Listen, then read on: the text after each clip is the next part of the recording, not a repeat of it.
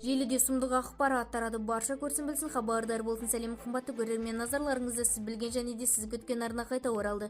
Біз сізге ең жақсысын ұсынамыз. Жұмысымыз жауапсыз қалмау үшін видеоролик астында подписаться және де лайк түймелерін басыңыз. Лайк түймесін басқан қолдарыңыз қабатулы қабырғаларын ұстау нәсіп етсін. Ал ендеше бастадым. Әнші Сәкен Майғазиев жол апатына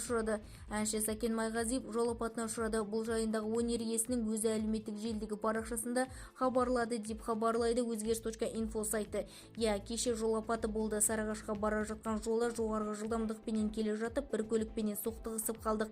Екі көлікте трассадан шығып кетті. Дегенменен ең бастысы бәрімізден аманбыз, ешкім зардап шеккен жоқ.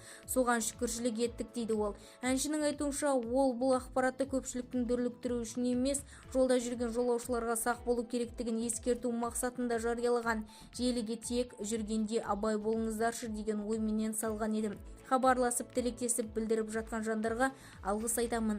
Аман болайық дейді Майғазиев. Айта кетейік, бұған дейін Мұздар тобының мүшесі ұлының үйлену тойы елде алғашқылардың бірі болып, ақылы түрде онлайн көрсетіп, қоғамда түрлі пікір қалған еді.